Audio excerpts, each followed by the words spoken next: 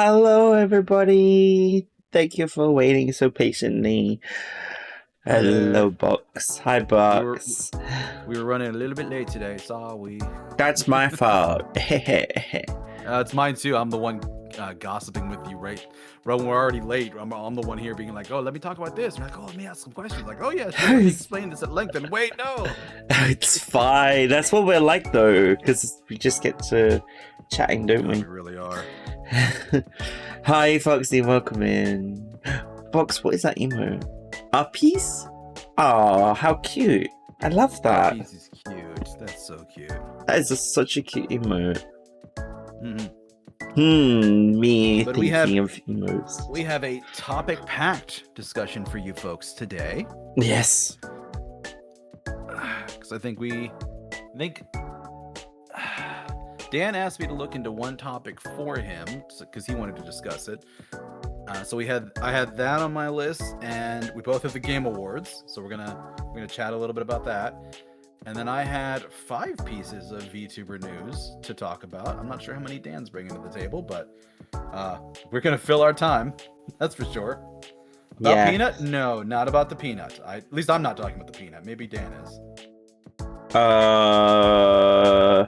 How long have you been able to watch for? You Potentially. have to go away for a little bit. No worries, Foxy. You stay as long That's as you all like. good, Foxy. You know well we are chill. Don't worry. Mm. Yeah. I don't know if we'll talk about the peanut specifically, but there'll definitely be conversation about like the Game Awards here. Mm-hmm. And this is going to be my only discussion about the Game Awards. I haven't said anything on it so that I could save it all for this chat. I had a VOD where I went through my votes for it. Oh yeah, I did my votes, but I mean like... Well, no, I did a... Sorry, that was a stealth sneeze. No, I did the stream where I voted for it, and then I have to actually go and like post something to socials to like compare my card and like my score and be like, how did I do? Oh, you go that serious? Oh my gosh, no, I don't care about it. I have a VOD talking about it. I might as well like be like, okay, this is what I said would win, and this is what actually won. But I don't know. I have like half a dozen categories where I didn't care because like esports, I have no interest in. That's true. Yeah. I think he might only play Tarkov box. I think he might only play Tarkov.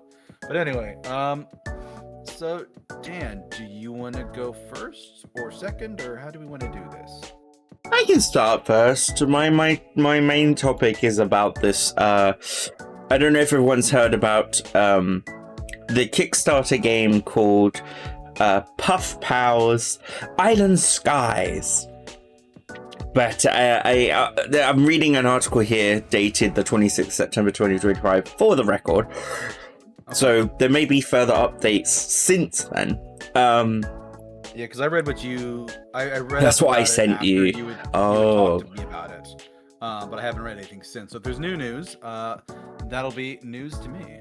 Okay. But no, let's jump to an easier topic, because you seemed excited about this when I mentioned it in passing.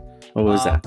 I saw something in the past couple months where there was an artist on Twitter that was doing art giveaways, and it's one of those, you know the type where this like, this topic, you have to like it and retweet it, and then post share a PNG of your character in order to win. And they were saying they were noticing a bunch of people unfollow them after they didn't win. So one artist specifically said they started making a blacklist. Anybody that did this behavior where they joined for a raffle and then unfollowed after the raffle was over, blacklisted, and they're not allowed to participate in any of the raffles. Or at least I guess their name gets filtered out. I don't know. I don't get the impression they're blocking them, but there was some blacklist on their end. So probably they take all of the raffle responses and then filter out the blacklist, which would make the most sense for the person running the raffle, but I don't know fully how they do that. Let me actually double check that one, because I do have the tweet here, because I marked my references. Yeah, Yeah, So, you know, I'm gonna always, quickly- it's always a good situation when the first sentence is, guys, I know this might be a little bit psychotic, but hang on. Let me quickly sum up for the ADHDers in the audience. Basically, artist has put out a raffle for some art, and after the raffle has ended, a lot of people unfollow, as you do. That's normal. However, this artist has decided to place the people who unfollow after the raffle has ended onto a like a ban list, or like you said, a blacklist, or like a mute list, something like that. And yeah, let's hear what have they got going on. What did they say? So the full text of what they said is, guys, I know this might be a little bit psychotic, but I'm not playing around. I made it clear every giveaway that I'm not interested in supporting people who won't support me back. I really want to hold another one of these, but there were so many people who left after not winning. So I'm sorry, but you won't be allowed to participate in another one. If you try to delete your post, I saved it, plus your username, because I'm crazy. All right, bye. If it was a mistake, feel free to submit a ticket in my Discord to be unblocked. First time only. So they are blocking people. Okay. They're not. All right. They're not just making a filtering list, but it is still, it's sort of a crazy thing to do it that way, because like, yeah, blocking is kind of burning any kind of bridge that might have been there. Like, yeah, you don't even know the person. Sorry, go ahead. Yeah, because like a lot of these raffles are designed in a way to help the artist who posted it grow and build their community. That's why they want you to like it. That's why they want you to retweet it. That's why they want you to follow. All of these are things that are supposed to make their account look good to the algorithm and help them grow. Make no mistake, they're trying to grow. Like that's why it is this way. Like it's designed, like you're not giving them money for a ticket. You're helping them get extra growth and reach. Yes. So I think we can all agree that's the implicit art raffles are purely for growth reasons. And there are a small number of those who do it for the enjoyment factor rather than the growth factor. Yeah, this person, the impression I got from them is once they notice they're expanding, or they're growing while the raffle's occurring, and then once the raffle's done, they retract a little bit. They don't say how much, but enough that they noticed and were bothered by it. And okay, yeah, it's. I mean, I certainly track who unfollows me. Like I have a report that comes in from the one site that I use that I do. Oh really? Wow. Me. Okay. Yeah. Well, I don't care about that stuff. I'll check accounts and I'm like, oh, this is one of those incredibly suspicious art commission accounts that unfollowed me because I didn't commission art from them. Yeah, of course. I'll just block them. Or a couple times I'll be notified that it's just like, yeah, an account unfollows you because they're suspended or banned, or they deleted it. And it's like, yeah, no, good riddance. Very rarely am I blocking people because I don't like them. Because I know there was a VTuber that, couple VTubers that I followed. I hung around them for a little bit. I didn't really like their vibe, so I unfollowed. And then I noticed like a couple weeks later they unfollowed me, and I'm like, sure, that's fine. Why, Foxy, do you feel bad for the artist? You know, the artist meaning the person who is doing the raffle and then blacklisting people for unfollowing them. That's what I'm curious about, because yeah, I definitely saw people in the comments for this artist that were very supportive of her, but I mean my whole point of it is you're doing the raffle to give out free stuff. Like that's the point of it. Like you're giving free stuff to a small number of people, sometimes only just one, in exchange for everybody giving you growth. Yes. I wondered where you were going there with what you were saying, but yeah, I agree. Deus. They did have free art and people who do not win get PC and unfollow. I don't think it's that. Are they not entitled to unfollow after not winning? Surely that there's also a question of like how long after the raffle is over is it okay to unfollow?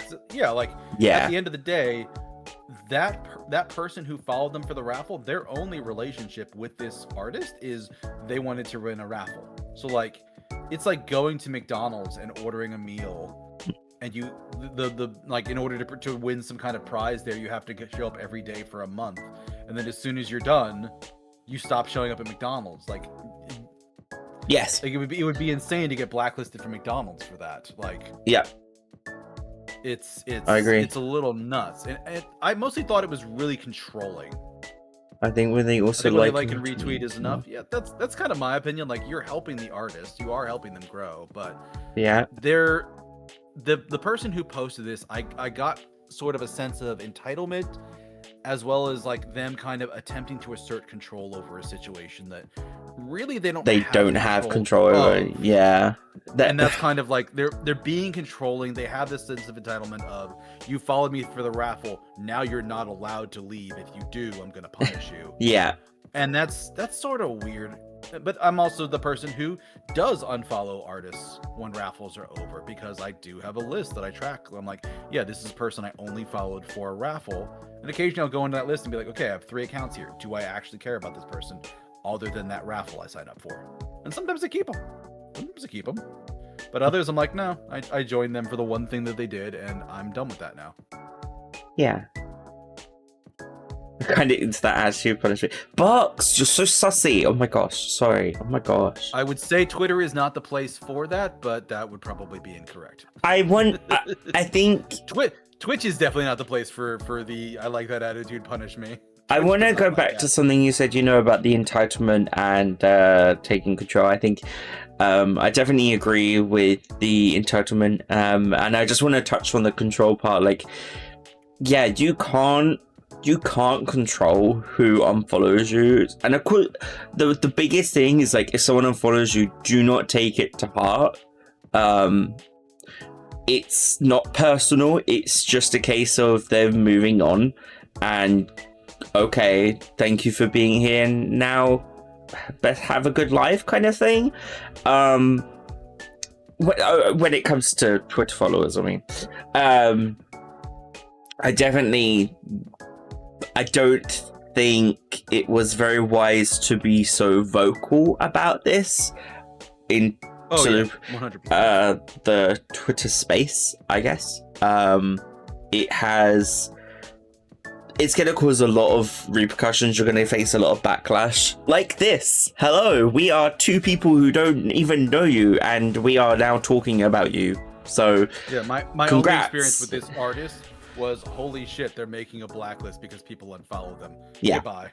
Yeah. You have breached containment and hit the stratosphere. You're now going to be the drama of the day, kind of deal. Congrats. You got the 15 minutes of fame that ultimately comes with anything controversial. If they only followed for the raffle, they weren't really a fan to begin with. Yes, that is very true. And the impression I got from people responding to that post were like, I can't believe they would leave such an amazingly talented artist and they wouldn't stay because of all this beautiful, lovely art. And I'm like, this person did not know you before the raffle. Their only experience with you was regarding the raffle. That's all they know you for. That's all they care about for. A follow is not a relationship. Like, that is such a big thing. A follow is not a relationship. Yeah, and that's kind of where this artist, I think, kind of lost the thread. Also, I didn't remember that it starts off with like, guys, I know this might be a little psychotic, but like, anytime you start a sentence, guys, I know this might be a little bit blank, but you are being blank. You are 100% being blank. Like, that's not even a judgment on this person. That is, yeah, if you start a sentence with those words, you are being the thing that you're like, guys, I don't mean to be blank. You're being blank. Whatever blank is, that's exactly what you're being. Yeah. So it sounds like you and I are kind of vaguely on the same page, but we are getting some dissent from Foxy here. So I started sentences with this might sound crazy before. Yeah. And then I'm always like, no, it doesn't sound crazy at all. You also start sentences with, is it weird? And I'm like, no, it's not weird.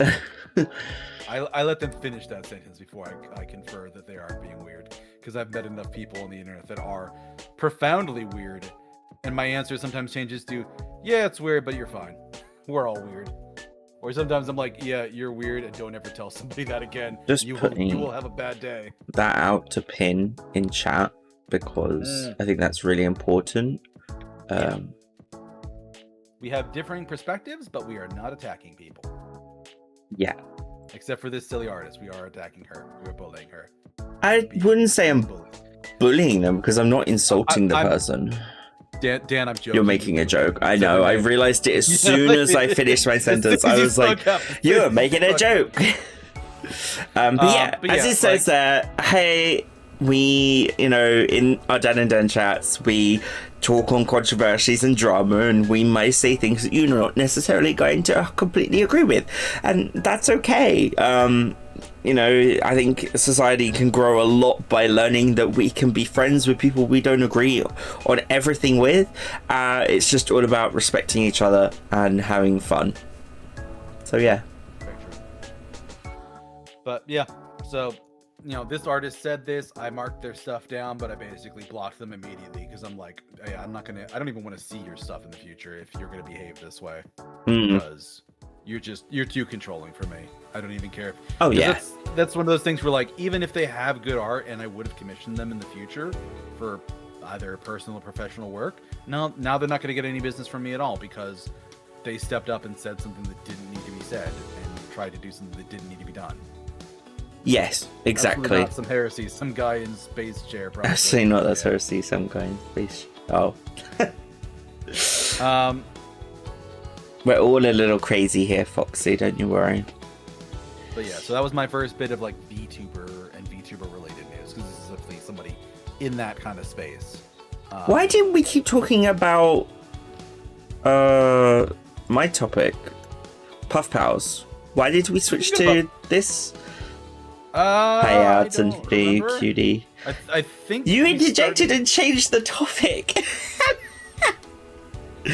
Because I was saying, I was saying about how this article is from September, and I don't know any further details since then. But then you were like, I don't know why we transitioned. It's fine. Let me quickly explain. Talk about Puff Pals then. So, Puff Pals Island Skies was a Kickstarter game that raised $75,000. But it was so popular, their goal was 75,000, but it was so popular on Kickstarter, they ended up raising $2.6 million for the game. However, as of right now, the website for the game no longer exists. The backer refund requests are being ignored, and there have been multiple lawsuits rising up against the company Fluff Nest, which is the company basically. I'm just checking. Yeah, so what I had the notes here for is a big part of the issue they ran into was they started the Kickstarter about making a game, and then after they succeeded on the Kickstarter, they had some kind of thing for add-ons for the Kickstarter, for merch. Yes, plushies and things, wasn't it? That's kind of where they started getting into real trouble, because they were basically continuing to raise money with more and more add-on purchases. Yes. That kind of kept getting them into issues. Yeah, so the Kotaku article I'm getting my information from does say that $75,000 is apparently not enough to even design and animate loading screens, let alone a whole game. It's a case of like the stretch goals became the place for them to get the main amount of money that they wanted for their game. Let's have a look. What happened was the developers behind the game started to reduce how often they were updating the game and feeding back to the community, and their excuse, how much money do they need? Well, their goal was $75,000. They raised $2.6 million. 75 grand is, to be clear, not enough to make a game. The 2 point something million is enough to make a game. Yeah. You cannot make a good game for 75 grand a year. Yeah. Or 75 grand. That's no, you just can't. So the original source, Mugen, revealed that the project, or just for the game itself, was $20 to get the game on release. But these add-ons, you could end up getting plushies, and these were the ones that were highly sought after, and they were like $40 for plushies. So the plushies were worth more than the game itself. Yeah. What they are saying here is that the alpha build kept getting delayed, and the milestones that were promised were not met at all in time, or just in general, and then the excuses were basically terrible. Then let's see. I saw something here where they said something about lying about what company was even making the game. Like they outsourced the game creation to another company, and like it seems like the people producing this were mostly focused on the shipping and merch business. Oh. It seemed that's kind of the impression I got from here. But Foxy says here, if a game asks for too little, the developers don't have a public record of games they made, or the project looks too ambitious and then it's a scam. I remember someone who's seen many scams. It's more of like, I've seen a bunch of Kickstarters where like somebody asks for money to make a game, and it's clearly just like, you can't make a game for that little money, not even an indie game, because like it helps, but like games are expensive. Yes they are. If they're showing things that look like they should be like single A, double A, triple A quality games, but they're asking for $50,000 a year, or $50,000 for a Kickstarter, or $75,000, like that should be a red flag here. I mean, if they're asking for way too little to do it. I'm going to open my own Kickstarter real quick and just give an example of some of the things I've backed and what they got overall. It's funny, I do have a record of my Kickstarters here, though it's undelivered ones is what I actually marked. Oh, really? Okay. Yes. I'm an X-Men Ventortis indie game that has been 10 years in the making and only has a demo. If you know, you know. Sumabox says you have a Kickstarter. I think he means his Kickstarter account. My Kickstarter account, yeah, sorry. He's over at Kickstarter.com, not I do not have a Kickstarter myself at all, no. So, let me quickly have a look. Indie game that's been in dev for 10 years and there's only a demo. I'm not 100% sure, but it could be one of the ones on my list. Because I did a couple ones. I was a lot. I don't know which one that is, Foxy. Like no, 10 years ago. Yeah, let us cook a little bit, Foxy, and let us know if we nail it, or otherwise I am curious about which one that you're mentioning. So I'm going to give a quick example of something I backed earlier this year, and I'm in the Discord for and checking for updates on and everything. So there's a game here that wanted $20,000 to make a visual novel. Okay, that's doable. It's a little bit tight, but it's doable. They ended up raising $86,000 in total. It's very much a case of it's very much a case of like they hit all their goals they're happy with, but I'm seeing like actual updates in the Discord and on their social media. So they are announcing who the voice actors are, they are doing voice actor callings, they are having those who have backed at a certain tier are able to vote on what voices suit the looks of the characters and such like that. So we're actually listening to that's a good offering. Voice actors, what are they called? Reels, I guess. Oh yeah, audition tape or whatever. And we're voting on like, oh yeah, this sounds better for this character, or this suits this character, that kind of thing. And we're giving feedback to those voice actors as well, which is amazing, and I love that. Fluff, sorry, I forgot the name of this bloody terrible game. Puff Pals didn't do any of that. Skies. Yeah, they they do not do any of that. They would update every 6 months with basically a screenshot of some kind of work in progress and just be like, we're working so hard, that kind of thing. Yeah. But yeah, from the article you sent me, it really sounded like the shipping and merch business is what failed. Like they were pulling in a bunch of money for that and then kind of lost their shirt over it. And it's not even what the Kickstarter was for, but they still lost stuff there. I'm not sure what game that is. I don't actually know that one. See, the developer mixed with calling his haters trolls. Let me go through a couple of my failed Kickstarters that I can't believe you failed Kickstarters. I just want to say that before you do that, I think every single all but one succeeded for me. So. I've been on that site for more than 10 years, so I've had a lot of failed Kickstarters. Oh dear. That either that didn't get their funding or got their funding but didn't deliver. So there's a couple of them. But yeah, there's like an overall culture for Kickstarter, and they definitely have that policy of like Kickstarter backing doesn't guarantee a delivered project. It's very much like Kickstarter being like, don't sue us, sue the people running the project. And there's sort of an overall like grifter culture for the internet that's gotten worse over time. Mm-hmm. But Kickstarter was definitely like, there was an error when that was a big thing. So here's some of the undelivered Kickstarters that I had. You haven't, yeah, a bot. So I have one here for, should I mention the names of these ones? You know what, actually, I will mention the names because all of these are more than 10 years derelict. So it's fine. So the first one is something called Dungeon Panic. The estimated delivery date was March of 2013. Game project was last updated January 1st, 2021.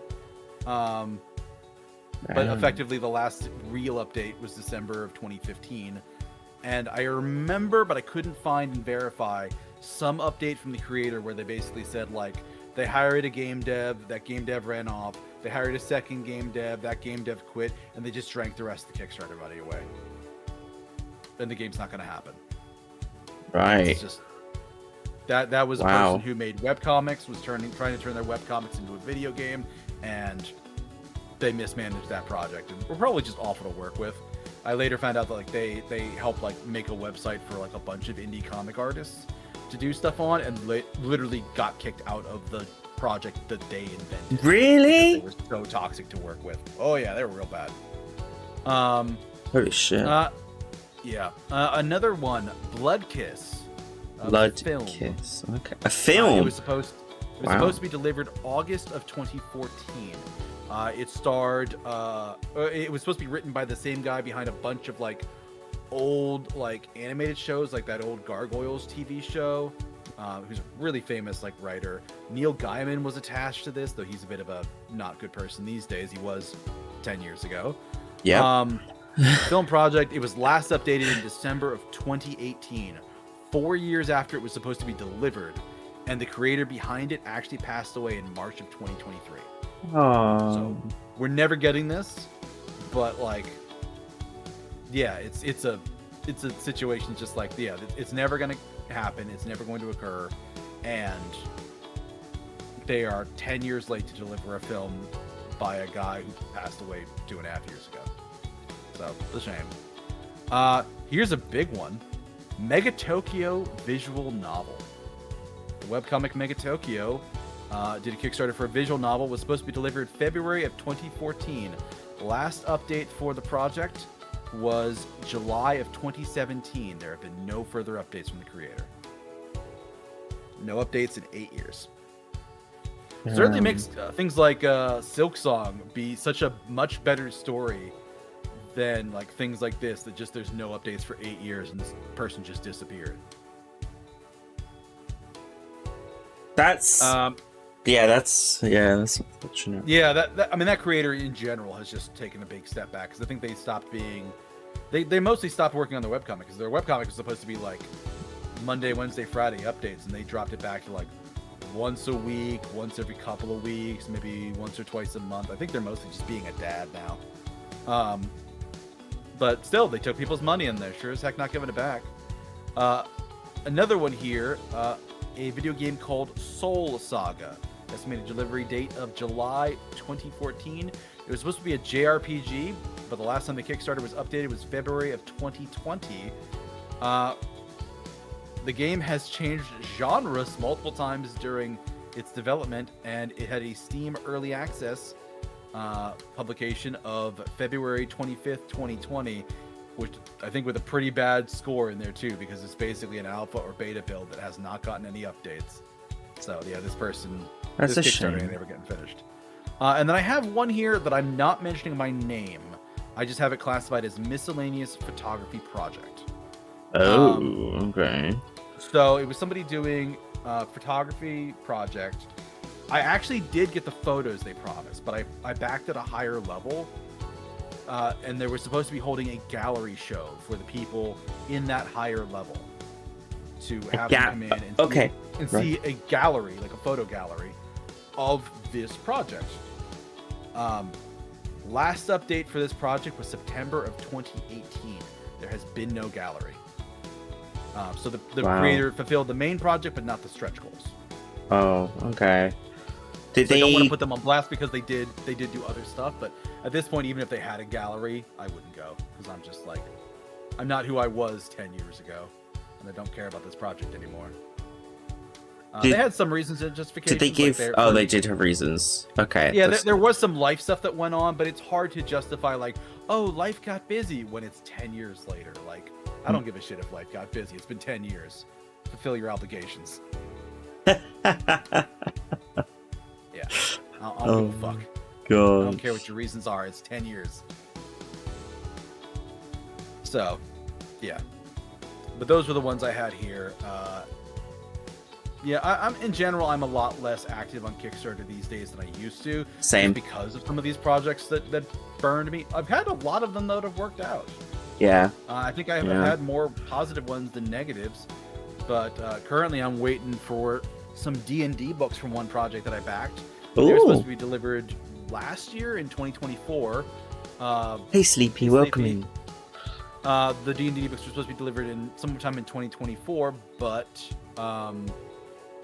they ran into delays. Basically, it's funny. They started the one project to publish a book, like a D&D manual book, but they realized early on into it that they just wrote too much. The guy working on it is effectively just a workaholic, so he produced too much.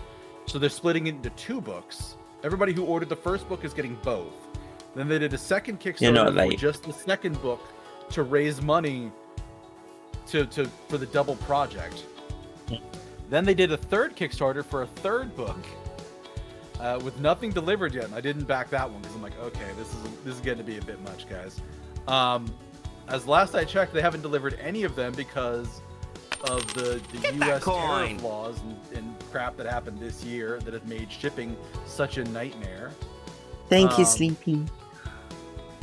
But they did recently start doing a like backer kit thing for physical copies of some new D&D content that they made this year, and they're doing that to help raise funds both for these things which are they said they're already done. There's no development wait. It's done. It's ready to print. It's good to go. But basically, this fundraiser is to help offset tariff prices for shipping the other projects. So they're basically doing projects to pay off other projects, to pay off other projects, to pay off other projects. So they're getting real deep into what they're ducking now. They haven't burned bridges with me yet, but I'm squinting at them real suspiciously because this is sort of a mess, and I hope they definitely had don't. They definitely had a lot of like feature creep into their stuff that I'm like, come on, man, just keep it in scope and get it done. What's feature creep? That's when you keep adding new things to it. It's what happened to Silksong. Oh, Silksong was supposed to be like a DLC section, and it turned into a full game. Yeah. Because they kept adding more and more features to it. And then they realized, we're just gonna make a whole new game. We'll see you in a few years. And not talk to people about it. But no, this group has actually been incredibly communicative, so much so that when I went back in and checked, like, hey, wait, did they actually tell people that if you order the one book, you get the second one for free? because you've technically paid for it already. Lucy's being so cute. Give me a second. Baby, I love you. Sorry, I'm here. That's fine. But yeah, so they're not in grifting territory yet. If they keep pushing things down the road and keep doing new Kickstarter projects to offset old Kickstarter projects, that's going to be a little bit suspicious because it's there's I think a point where, you have to just should put out not the stuff you made. start a new Kickstarter until your previous one has finished completely. Otherwise, I would give them a little bit of flack for this one, for that second one, because they're literally like, hey, the first project was so big, we can't do it in one book, we have to do it in two, and we don't have the funds to ship 2 books.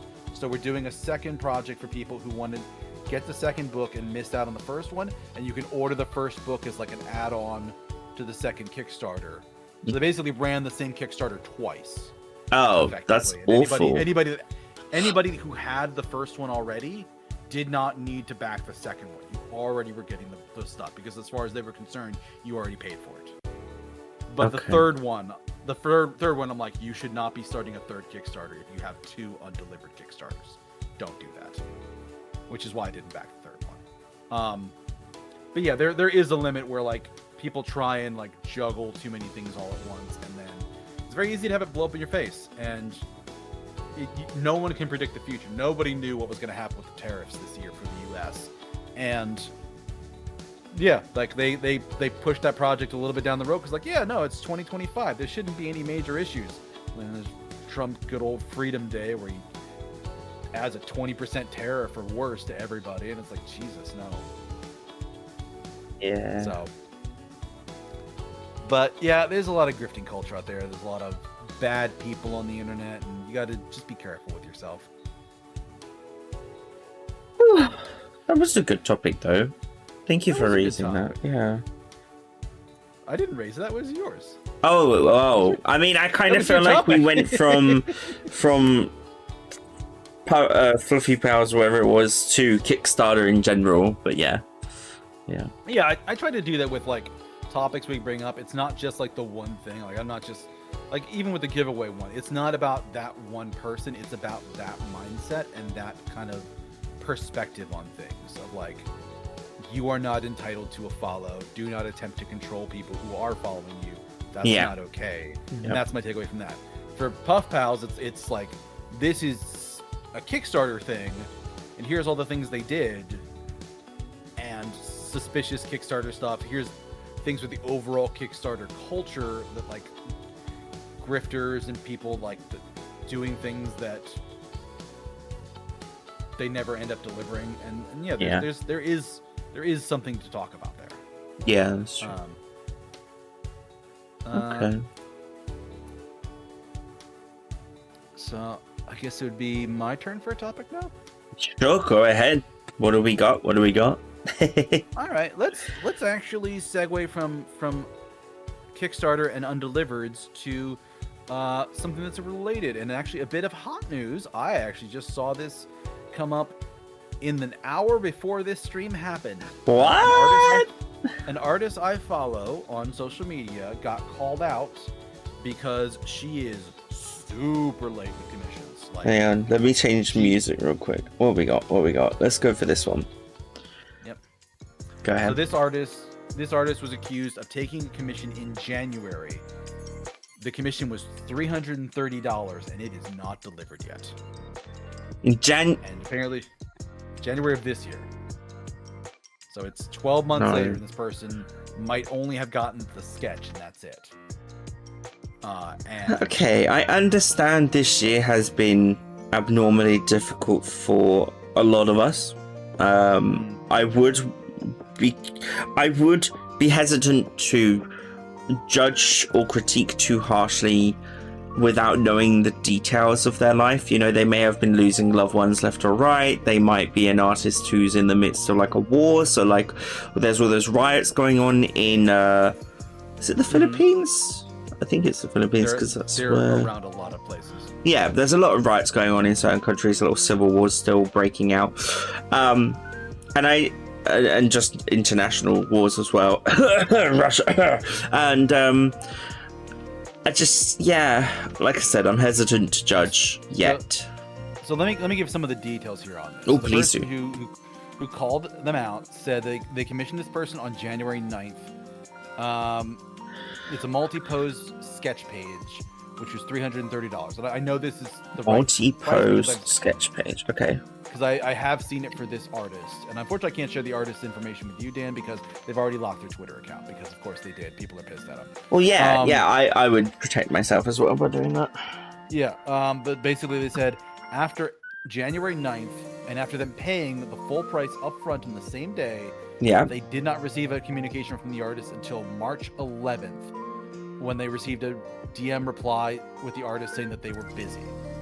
The next communication was April 22nd. They were working on multi-pose art and a doodle of something else that this person had commissioned months earlier, before this sketch page. So this person had 2 jobs with the artist that weren't done, but both would be done Friday if all went well. No communication again until May 21st. So the artist is saying April 22nd that these things Thanks, will be Foxy. done on Welcome back. Friday. Welcome back, Foxy. Artist is saying on April 22nd that the work should be done on Friday, but this person doesn't hear back again until May 21st. Is the client constantly chasing this person up? It's sounding like it now. Okay. They gave them time to work on it until April. I just think it's if you don't log what you're doing as well in posts like this. Oh, they are. Sketch. There's screenshots of them pinging the artist constantly for updates. But basically, they're saying,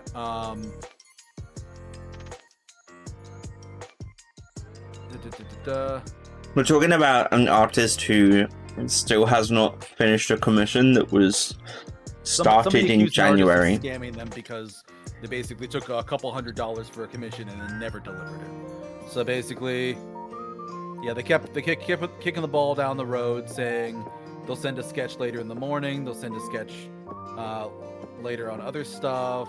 You know, so this person's following up with the artist at this point, like every month or every other month. I wouldn't even be doing that. Why are you letting them take months? I'd be messaging them daily, going, "Hey, like, if we reached May and I commissioned you in January for something you said was going to take a month or 2 to do, I'm messaging you every single day in May, going, any updates? Any updates? This is starting to feel like a scam. What's going on?" Yeah, and I will not hide this. I have done this to someone. I have been this brutally honest with them, and they are a dear friend still. I'm not gonna say their name, but like it took multiple months for me to get the finished product after being told it was done like 2 months prior. Yeah.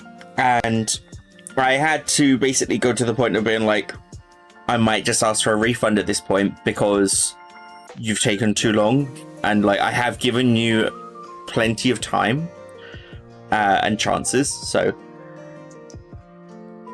and even then that didn't work. Do you know what worked? Going to the person they're dating, who is also a friend. Oh shit!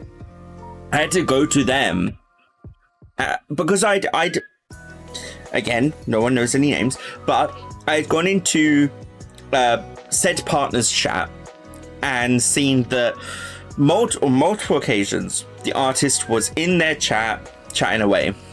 Makes sense, they're dating, perfectly fine. But when I then message on social media to them about the commission, I wouldn't get a response for like, well, it would go about a few weeks, and I'd be like, okay, I'm being ignored then at this point. So I eventually got so exhausted and it was stressing me out so much, I went to the partner and said, hey, look, can you poke artist about the commission we have, because it's now been X amount of time and I'm worried that this is a scam. And then I got it within 24 hours. Grabbed him by the short hairs. I like it. I hate that I had to do that.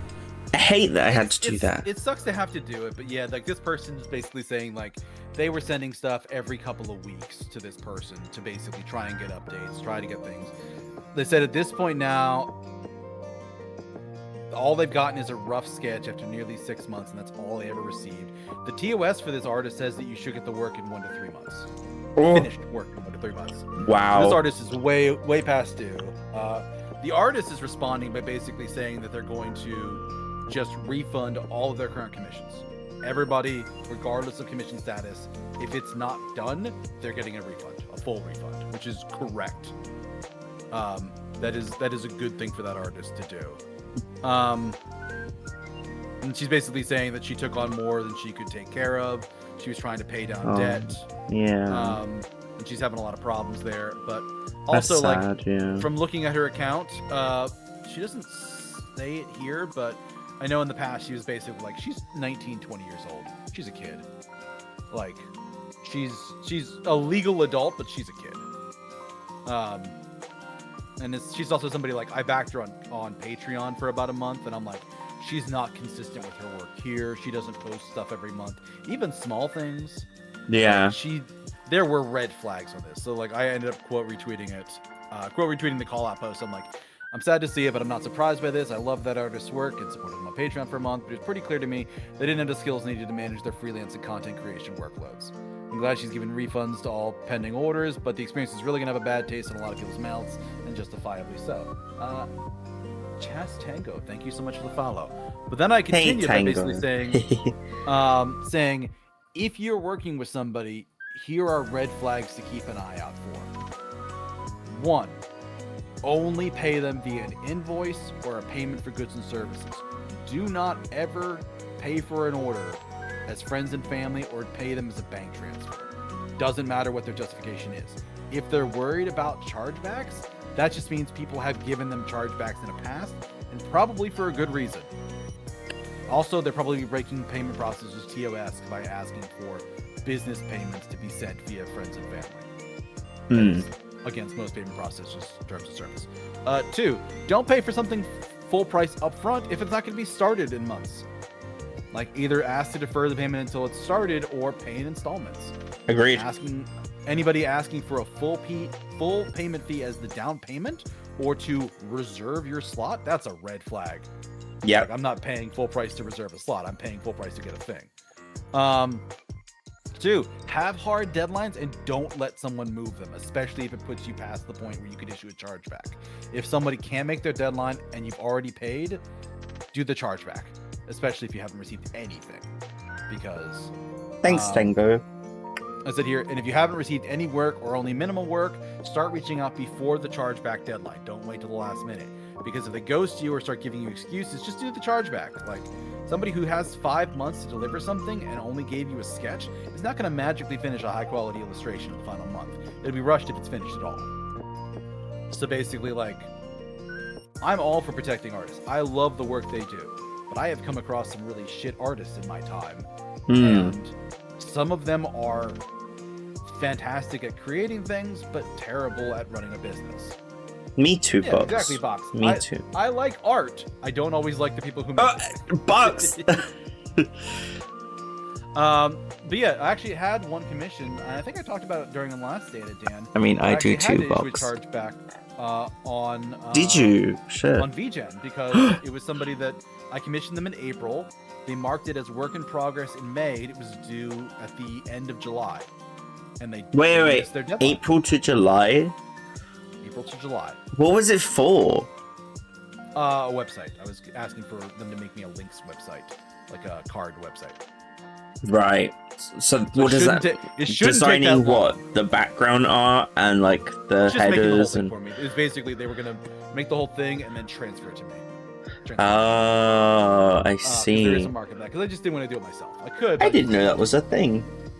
Oh yeah, there's a market for it. But basically, so they missed the first deadline. I tried to message them, never got a response. Reached out to VGen, who basically sent the artist a warning and gave me a deadline of like, they're gonna get back to you by 5 o'clock on Friday, or we will do the refund.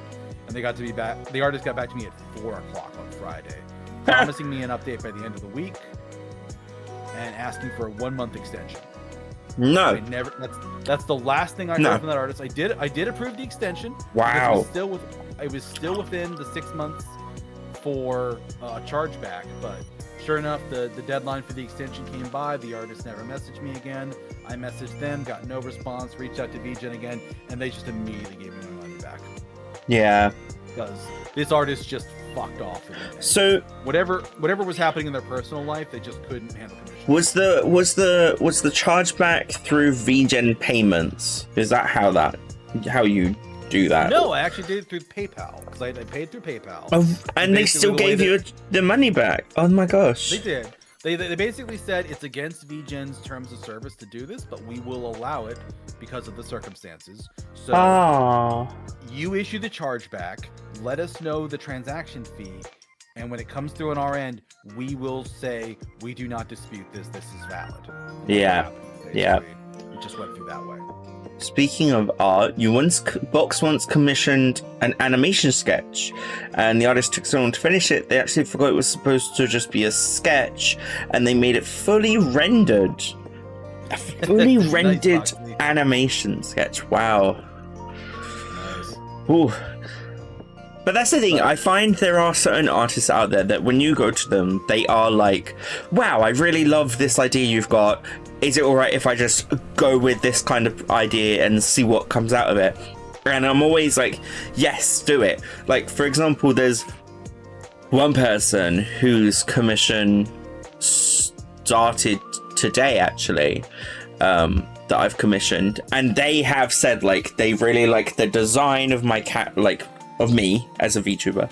And, you know, they're really excited to get started on it. So I'm just like, yeah. Nice. Honestly, I'm excited. One thing I love about VGen is that they actually seem to care about artists and customers. Yes, they do. Yeah.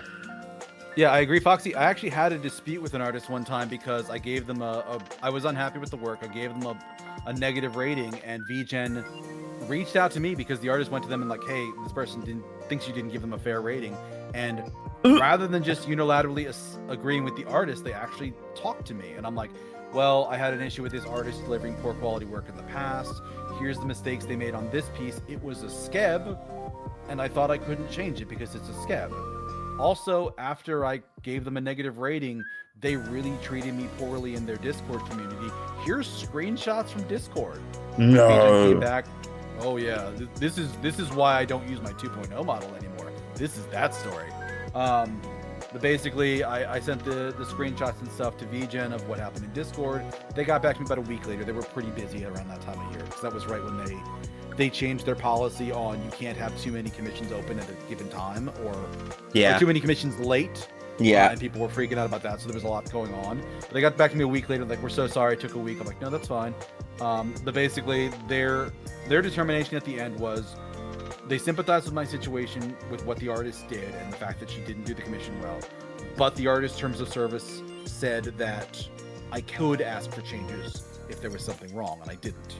So they're like, okay, so the artist is willing to make the changes if you're willing to change the rating. And I'm like, I don't want to do that. I don't trust them to make the changes. I'm unhappy with them. I don't want to work with them again. And they're like, well, in that case, are you okay with us just wiping the rating off of both of you? You gave them a rating and they gave you a rating. Can we just neutralize both of them? I'm like, I'm okay with that. Oh, okay. That is acceptable to me. Because it's effectively them going, okay, you the commissioner did wrong here because you didn't follow the artist's terms of service, but we also acknowledge the artist is not innocent in this mess either. Yes. Because the artist did some stuff that wasn't okay.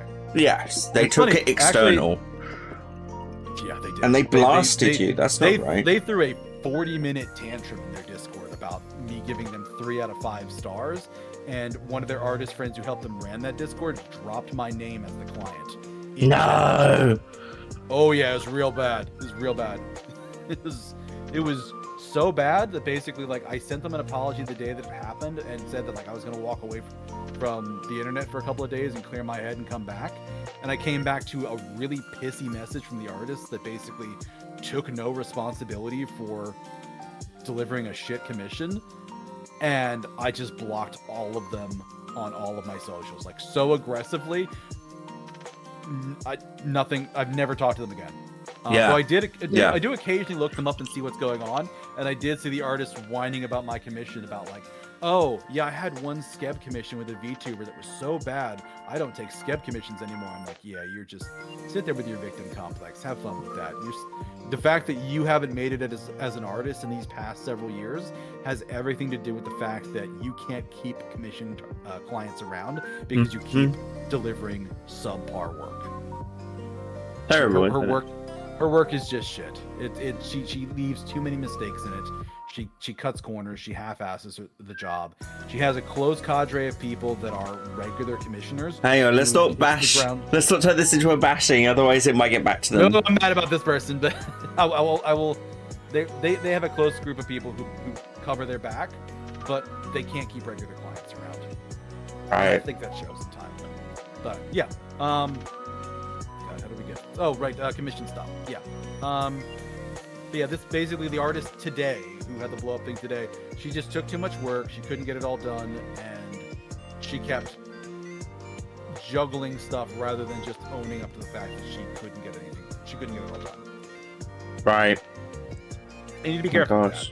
It's basically like you're running a business. When you're doing anything like this, you're running a business, and you can't like keep your business deadlines. You shouldn't be running a business, because Foxy said that earlier. Is that like I don't take commissions because I don't. What did they say specifically? It was Foxy, right? I don't do commissions because art block is a bitch and I don't want to disappoint people. And that is incredibly mature of them, and that is the way that people should handle it. But people are like, I need to make rent this month, and this is the only way I can make rent. So they take the work and they keep kicking that ball down the road. It has bitten a lot of people in the ass in the last 5 years. Yeah. Art commissioning has gotten more and more popular online. Yeah. It has. It's gotten to the point now that art commissioning has kind of exploded, but it's like oversaturated now. Whereas I would say about 10 years ago, it was more niche.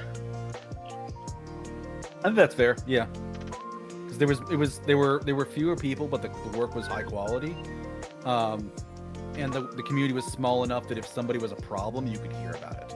Now, yes. Like things happen, and you're just like, oh, I didn't even know that was happening. Yeah. Yeah, that's the tricky thing, isn't it? You can. Oh, sorry. Hang on. We got a message in chat. Decline commission because it only takes me a lot of time to gather my motivation to draw and it can take months. Yeah, like I think it goes back to what Foxy was saying about artist block, and you can get ADHD burnout, and you can just get general burnout as well, and like, yeah, it's yeah. It kind of goes back a little bit to like what we were saying about Kickstarters is you should not make a new Kickstarter until you finish the old one. Or yes. there is a threshold of like only juggle so many projects at one time, and if you're crossing a threshold, stop taking new projects. You have to do that until you finish some stuff. And that was an issue both for Kickstarter stuff as well as art commissions. So yes. But yeah, great topic. Thank you for bringing that here. So, did you have another one besides the Game Awards? Maybe. I'm not sure. No, I don't. Okay. I've got a couple more here. Feel free to jump into your next one. I can kind of segue this a little bit from the commission one and don't take on too much work. So I'm going to have a little bit of a conversation about self-care. And important. This ties into a bit of VTuber news we talked about earlier this year, that at least that everybody should know about. The dreaded Cinder situation. Now, we're not going to dig into what happened in April, and we're not really even going to dig into the 1,000-page Google Docie that she dropped this autumn. But there was something she said on the first page of the doc, that when everything happened on April 26th, when the cancellation occurred, she had been up for nearly 48 hours that day when this stuff started coming in. She is one of the most successful VTubers in the English space. She's easily top 100, probably top 50, maybe even top 20 in the entire English VTuber space.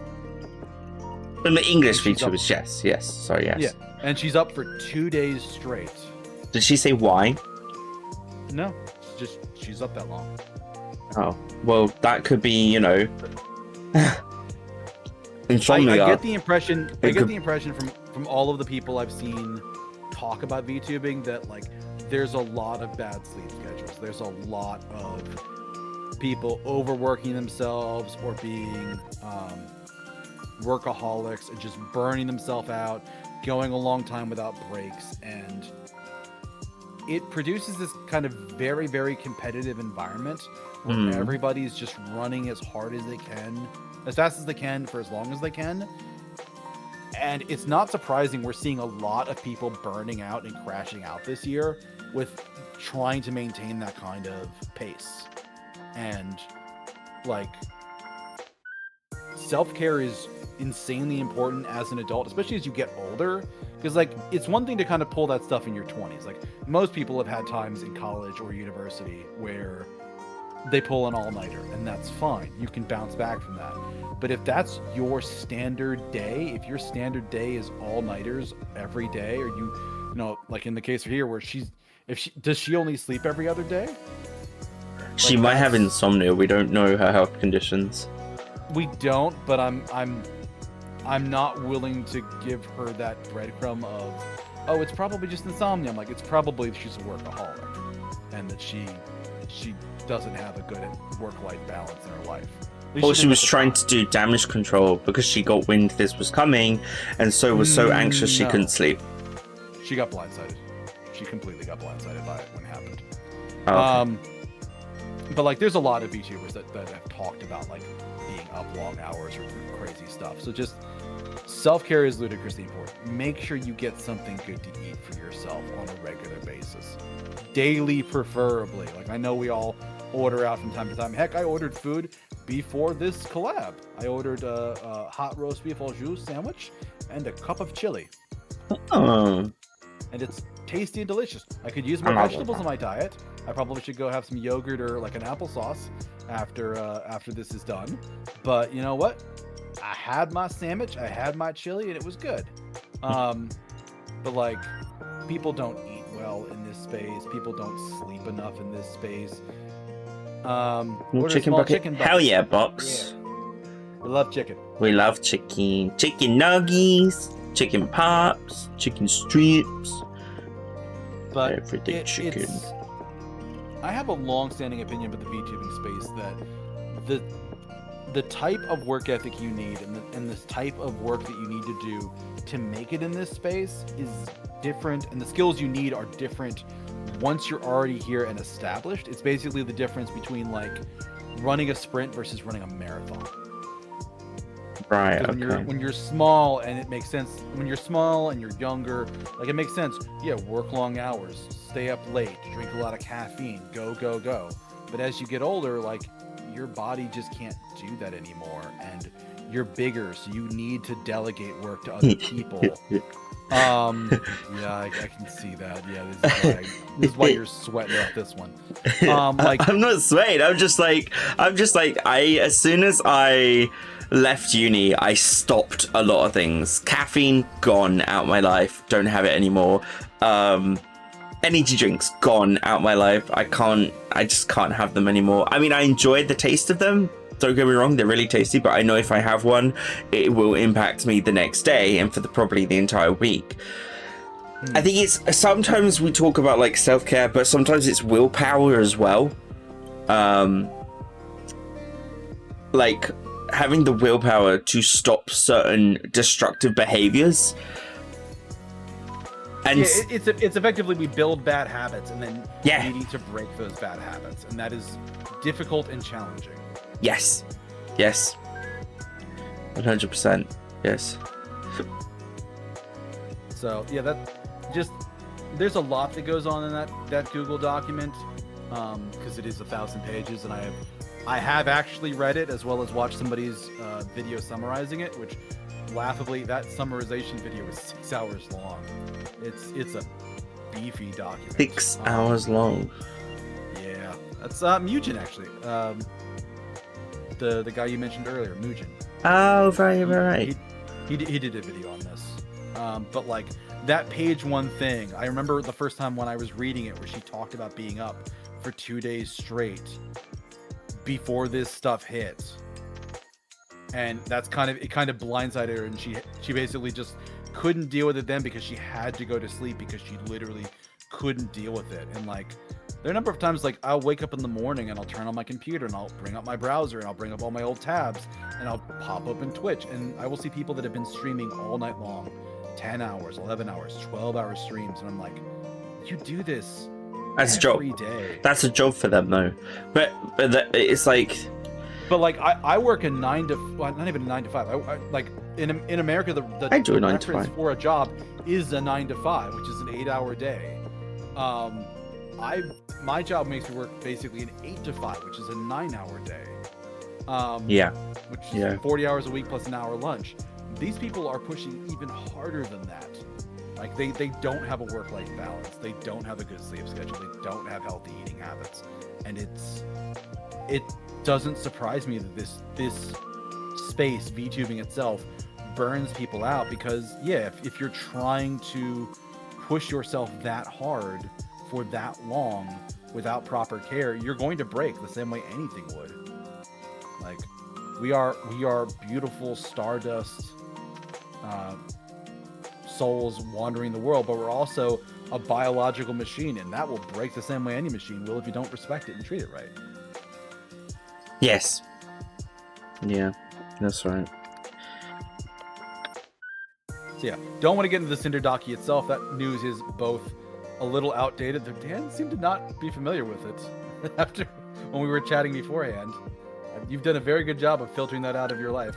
Good job. It's more of a case of my Hashimoto's disease ruins my memory, and I don't remember things from the day before, and so.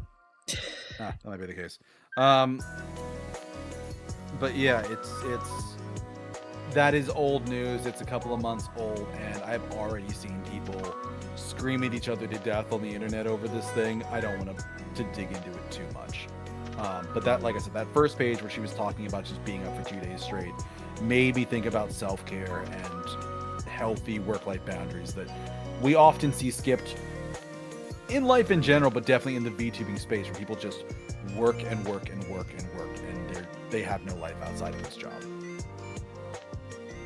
Reminds me of an old quote I ran across that says, "Some people are so poor, all they have is money." All they have is money. Yeah, because I see now what you mean. Mm-hmm. Like, because you ignore or neglect relationships because you're trying to get money. You ignore your life and your relationship. You don't have hobbies. You don't do things for fun. You have no life outside of what you're doing in your room, basically. Yeah, and that's not healthy. No.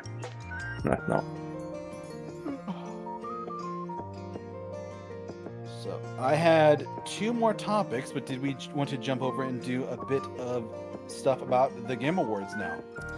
Yeah, we can do. Yeah.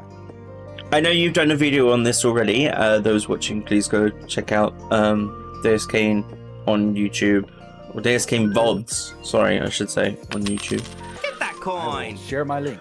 Hopefully Yes. Nightbot shares over to your side. It has, yes. Yay. Hi Mira, welcome in, Sleepy Brain. That's okay. Hi, Mira. Game Awards need more categories. We will get to that, Foxy. That is on my list. You know what? No, let's just Game get into it. Awards Yes, it does need more categories. Okay? It does. So here's a question for you, Dan, and you can think about this a little bit. What categories would you add? Because okay. because definitely like people were pointing that out for like the Game Awards could use some more categories because like for genres they really have like RPG, action, adventure, and not a lot else, like family games, indie games. Like there's a very small number of categories for genres specifically, so I would like to see them add some more of those. specifically the ones I was interested in were best platformer, because I feel like those games have been around for a very long time. Yes. A number of things.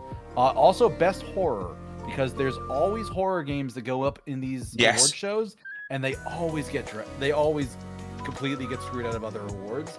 There should be a best horror game. Like there's so many good ones out there. Make a best horror category. I agree. Because that's good. But also the one I remember seeing somebody talk about was in a different award show, but it's not in the Game Awards, best supporting actor. Because they have best actor or voice actor, but they don't have a supporting role. And basically dropping it, excluding it to only like the main characters, kind of limits the celebration of the people who bring these games to life. So yeah, let's give best supporting actor. Those are my three: best platformer, best horror, and best supporting actor. Roguelike category, that could be useful. I don't know if there's enough roguelikes that come out, because I was kind of joking with the people that was talking about this about, like, I don't expect some categories to be like best bullet hell game, because I don't know if there's enough bullet hell games that come out in a year. Roguelike might have enough. That's a maybe for me. I don't know if there's enough that I would say best roguelike, but that is a pretty good genre. But there are a ton of platformers out there. And horror is absolutely should be a category. I agree, horror should be a category. I think we should separate or at least add best adventure game instead of just action adventure, because there are, games out there that aren't action adventures but are adventure games. I also think we should have some kind of wholesome or coziness category, like best solo game even. Because if we're having best esports and best multiplayer, where's the best solo game? Like, there is a best multiplayer category, so I can agree with that. And there's best esports game as well. Single player. Yeah, so yeah, that's good. Yeah, you're right. I just brought up the categories here. There is best action game and best action adventure game. But there's no adventure. Yeah, there's no adventure standalone. But like, yeah, for the categories, they have best indie, best mobile. You don't have to list them all. It's fine. I'm listing them for chat. Chat, if you want to know them, here's the link. I'm posting it in chat. RPG, best fighting, best family. There you go. They have a long one for strategy and sim. They have sports and racing. That's another thing I disagree with. Why is there not a best JRPG? Like, yeah, sure, we've got best RPG, but I want to specifically showcase the talent of the Japanese RPG community. That's where the Atari and consoles like that came from. Sony is inherently Japanese.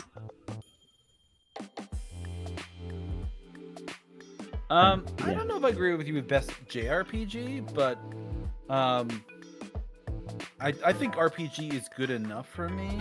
But I also see sometimes where people like wedge stuff in there that I don't agree with. Like Elden Ring was in best RPG. I think that's clearly an action adventure game. Yes, that's an action adventure game. That's not an RPG. Yeah, like it has. Just because you can choose a class levels and level up, that does not mean it's an RPG. Yeah, that was funny because people were talking about Expedition 33 and calling it not an RPG because they disliked that it won that category. And I'm like, no, it's like the same system that they have for Metaphor ReFantasio. It's a turn-based combat with menu-driven selections. Like it's an RPG. Yeah, it 100% is. But people like the fact that I think it was a bunch of people I saw for Kingdom Come Deliverance 2, I think was the game. And they're like, yeah, you can actually role play in this one and like make choices that modify the narrative and change the story. And I'm like, okay, like I get what you're saying, but like that doesn't inherently make it an RPG. Like there's a lot of JRPGs that don't do that. Metaphor ReFantasio and Persona 5, you don't really change the story, but no one's trying to argue that I agree, Foxy. Those games aren't RPGs. Foxy said Expedition 33 deserved to win the awards it did. I've not played it, but it looks amazing. I did play it. You know what? Funny thing, Expedition 33, I actually disagree with some of the ones that it won. I do agree with it for many of them, but the two categories I remember specifically that I did not vote for Expedition 33. I did not have it as my winner for best art direction, I had Silksong for that because I liked the art direction in Silksong. And for best audio design, I had Silent Hill F because Silent Hill F is an atmospheric horror game, and you can't really do atmospheric horror without really, really good audio design. And it's so important to make that genre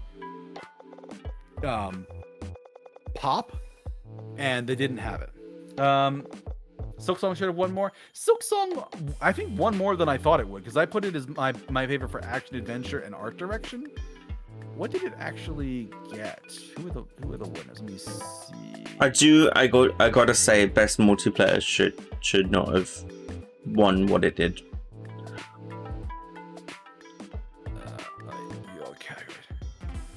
Who was best multiplayer? I'm not saying it out loud because I'm gonna get Arc Raiders. I'm gonna get hate from that community now that you said that. How could you do this to me? I mean, I voted Night Raid personally. I voted Peak. Peak should have won best multiplayer. It came in, it changed the entire game genre entirely and swept the entire internet for months, and still is now. It's still around now.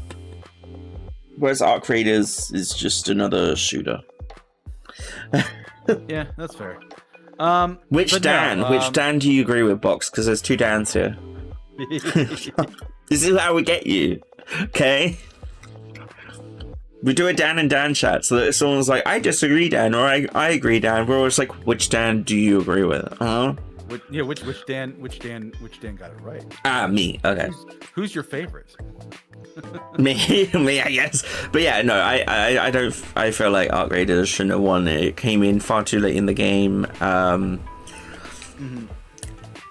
it was fresh in everyone's minds, and that's why it won. Is how I feel. I don't feel it won on its merits. I think it won based on popularity. That is ultimately what this is, though. I said it so many times before, but oh my god, awards are always Game Awards is a popularity contest. Well, everything is. Like, it's even elections. Like, political elections are a popularity contest. The most popular person wins. Not. The most popular person. When they're rigged. Yeah, but it's still. Yeah. But no. Best audio design is Battlefield 6. How did they win best audio design?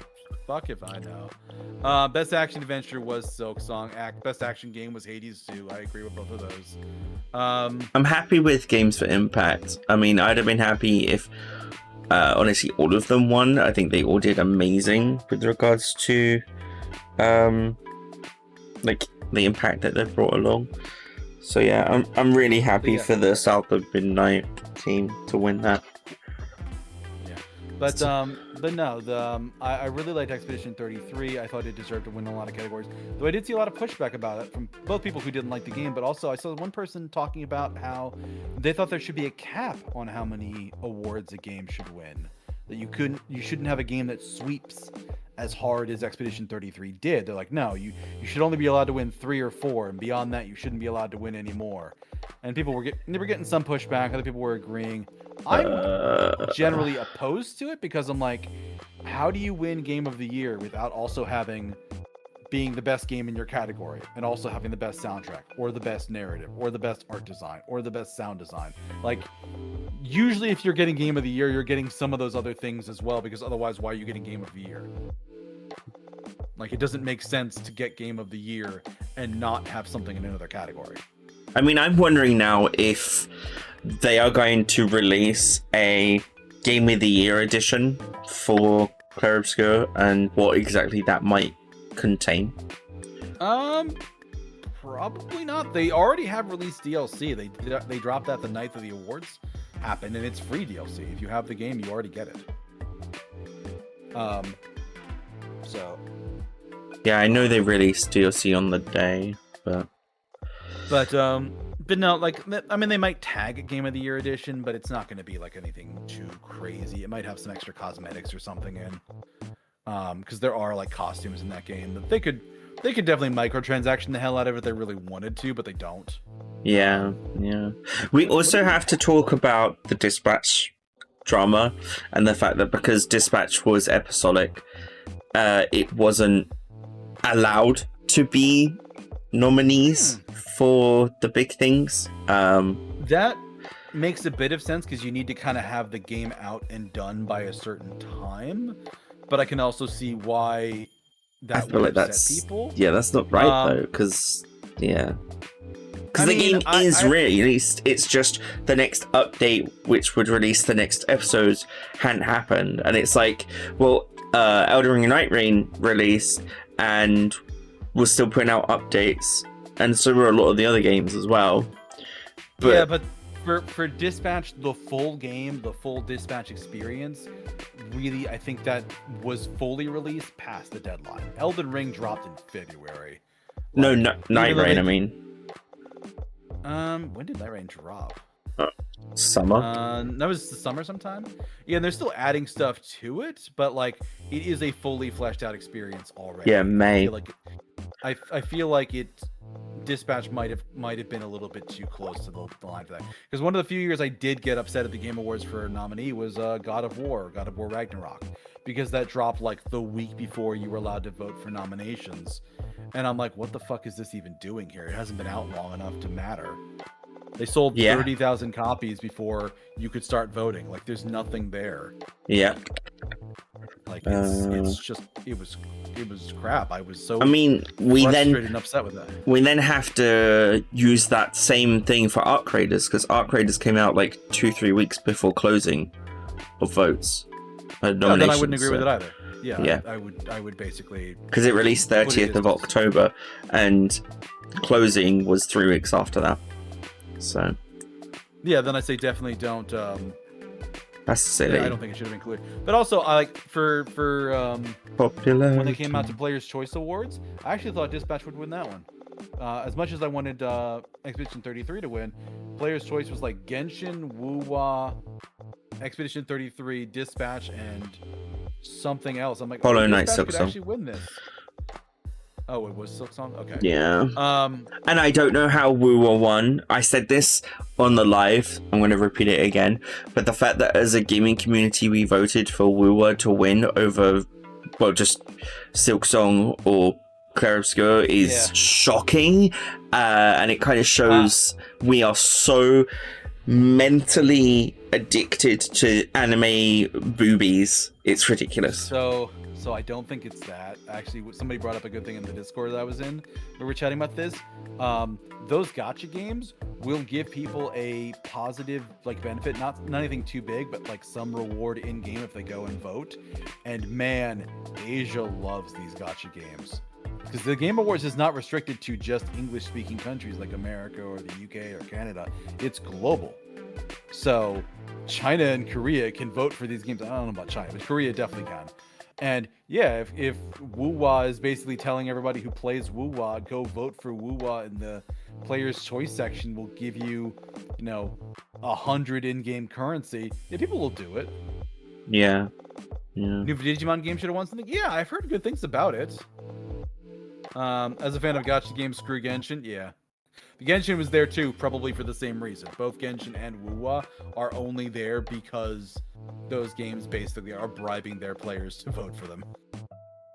There are probably some people who did it unironically. But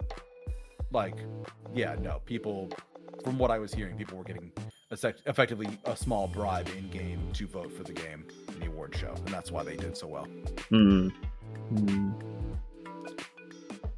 I have a genuine beef with Genshin, the company, and the clones. Yeah, I mean, those games tend to be very exploitative anyways, and from what I remember hearing, somebody talking about the history of video games, a big part of the reason why we have microtransactions and gachas in the first place is consumer trends in Korea, because they had an economic downturn, and people would go to gaming cafes to play, and those cafes would just pirate the games that people were using.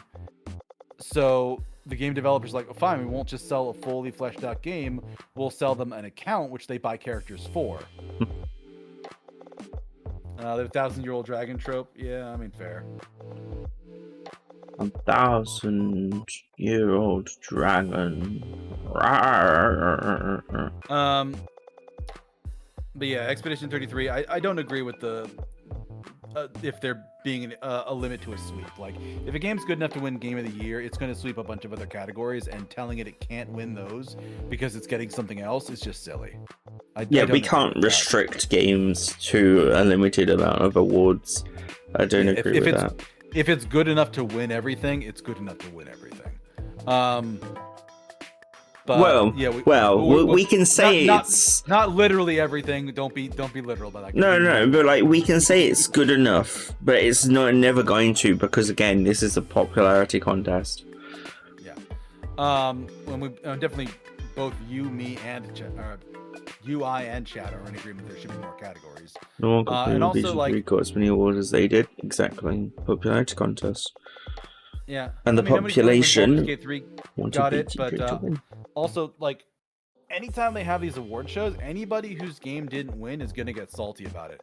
I've seen people get salty over Kingdom Come Deliverance not getting best RPG. I've seen people complain about Silk Song not getting thing, Hades 2 not getting art direction, and all valid, but like everybody people get heated after these shows.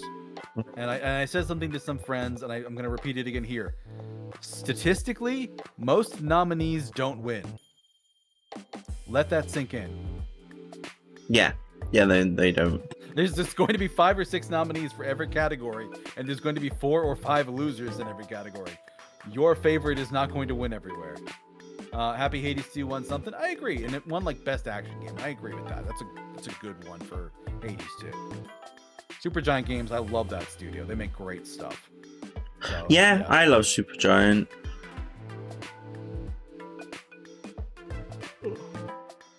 Did you have anything else you wanted to add for the Game Awards, Dan? No, actually.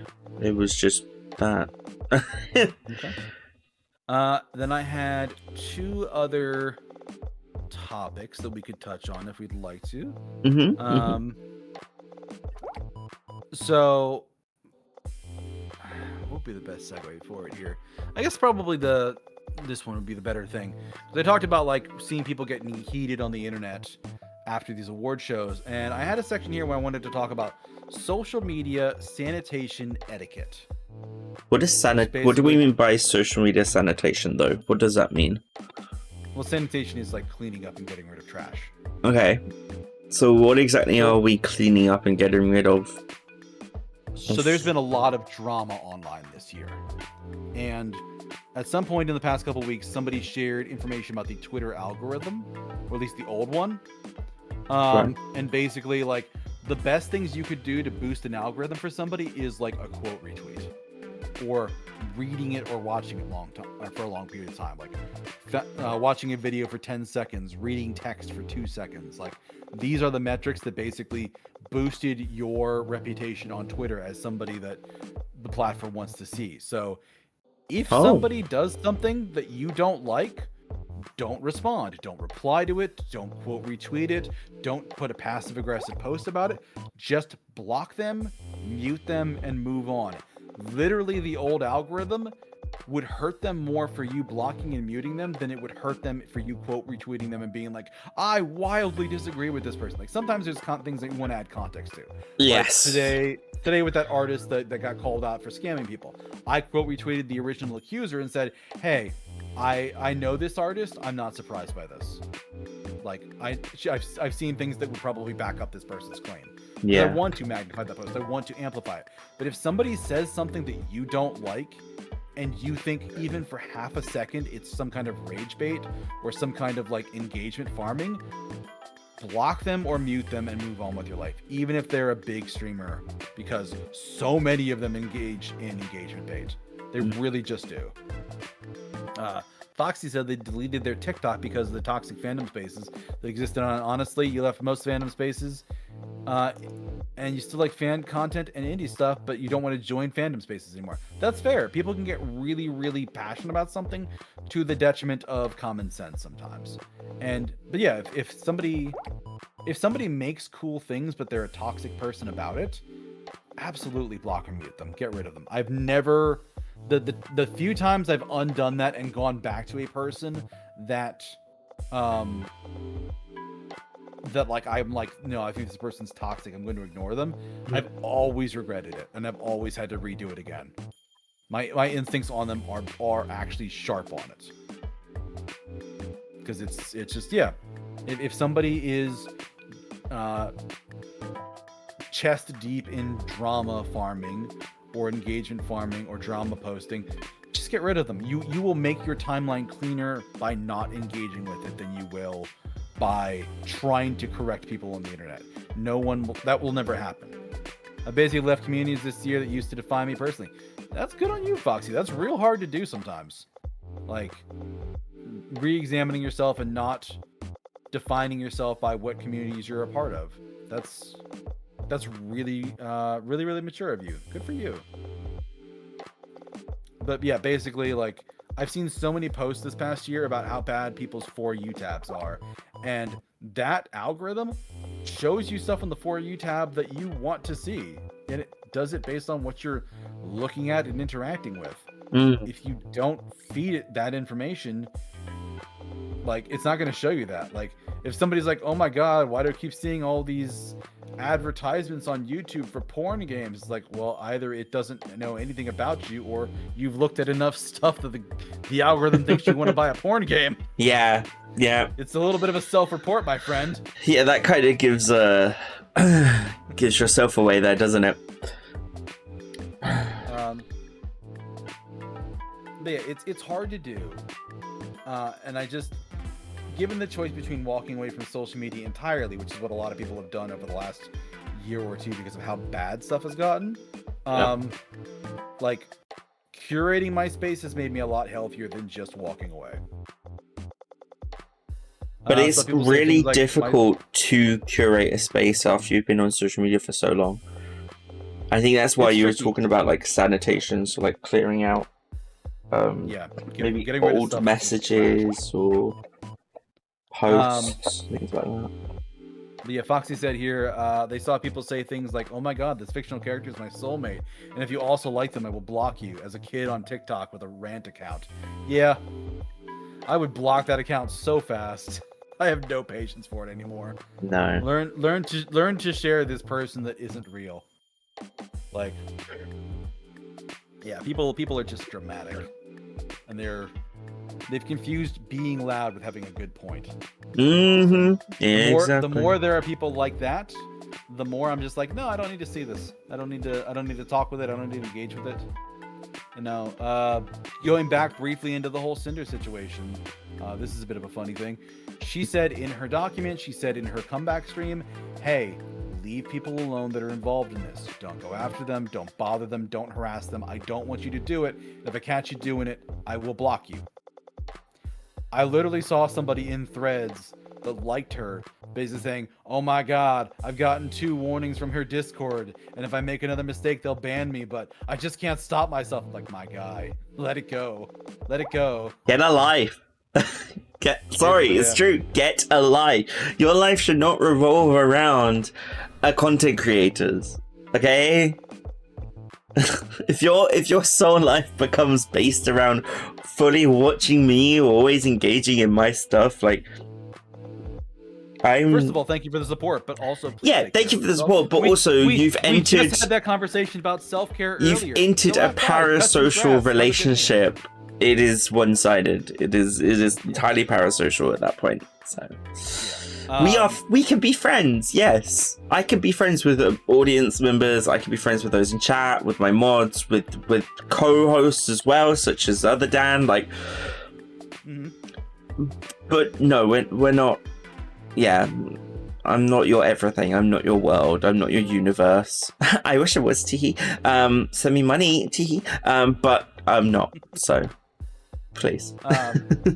Yeah. So basically, just a reminder for people, especially with the year we've had and how toxic places have gotten, especially after a couple of the reward show dramas. Like, if somebody's acting a damn fool, block them, mute them, and move on. It's the best thing you can do. Like, Foxy says, they used to be and still are obsessed with characters, but if you know what I did, I shared that obsession with my friend and sent her cringe TikToks. Share with others. Yeah, sharing is fine. But like, Because sometimes you share stuff with people and like they're like, hey, I really like this. Like there's a Discord that I'm a part of, and one of the people in that Discord really likes Yuri content and like girl on girl relationship stuff. And I started reading a manga they recommended me, and it's actually pretty good. Like it's well drawn, it's an interesting story. I like it a lot. Dusty, are you okay? We shared that same brain worm for years. Yeah. Ugh. You're right, Bubba. I might have to take a break for my cat, so. Well, I only had one topic left, and it's a relatively short one here. So this might actually be a bit of a shorter Dan and Dan. But, okay. There's a topic in VTubing spaces that I've heard referred to in the past as talking about a VTuber's past lives, and that it is basically taboo. You're not supposed to mention any roles they had previously. You're not supposed to say like, oh, this person, they were this other VTuber. Like it's a bit of a social faux pas in the space. But I am of the opinion that there is a set of unspoken rules that we all know, but we never talk about, we never write down, that are justifications to break this taboo and talk about things. And the example I have here is, I think it was last month, there was somebody that got called out, somebody that started acting a fool and kept acting up and eventually got called out by a fairly large English VTuber. And they basically, let me bring up their... Sorry, my cat is scratching at me. Yes, baby boy. Hi, kitty. So this person here called out this other VTuber, the one who was acting up, and they're basically like, you had 5 past lives, and you had 5 past lives, you didn't learn anything from them, and you continue to be a toxic person, and here are their names, and lists all 5 of their VTuber personas that they've ever had in the past, as a way of basically shaming them now and saying like, hey, you never learned, you never grew up as a person, and you are still just a terrible human being, and stop deleting your account and going to a new one. I think it's generally a shared, like, frowned upon thing to bring up someone's past VTubing history. I don't know why it is taboo, but it's just generally an unspoken rule that it's taboo to do that. Yeah, but it's one of those things that's interesting to talk about, especially in this instance where a large English VTuber broke that taboo and caught no flack for it because they were adhering to one of the unspoken rules, one of the ones that even I had in my head, which is sort of a like, if somebody is problematic and continues to repeat the same behavior, you have an obligation to call them out and to make people aware of, hey, it's not just that this person is toxic, it's that this person has been toxic for the last 5 years under these previous personas. I call that particular rule, how many times do we have to teach you this lesson, old man? It's not the most graceful name for a rule, but boy oh boy, it gets the point across. Other examples being like, if the person publicly acknowledges it, and this is the only example here I'm going to talk about it, Doki Bird, when she returned to streaming, was very clear, like, hey, I used to be Selene from Niji Sanji. She said it. She tweeted it out, and that's the only reason I'm going to comment on it, because she literally told people. Yeah.